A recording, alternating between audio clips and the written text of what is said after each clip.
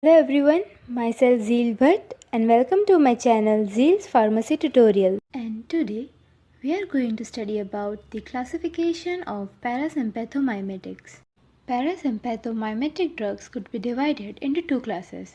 First is directly acting and second is indirectly acting.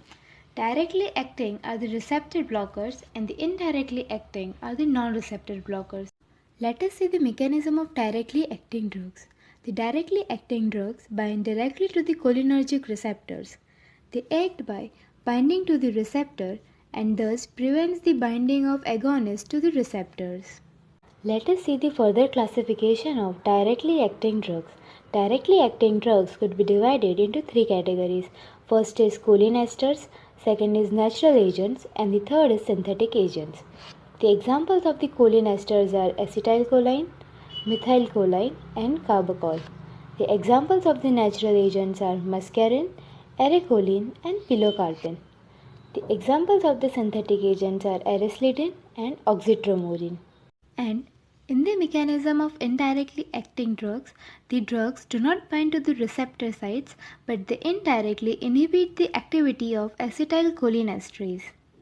Now, going towards the further classification of indirectly acting drugs, they are classified into two types. First is reversible and second is irreversible. Reversible are generally formed of carbamates and irreversible are generally organophosphorus compounds. Now again, reversible blockers could be further classified into two types. First is natural and second is synthetic. The examples of natural are physostigmine and the examples of synthetic are neostigmine and pyridostigmine. And irreversible blockers could be classified into three types. First is therapeutically effective, second is insecticide, and the third is war gases.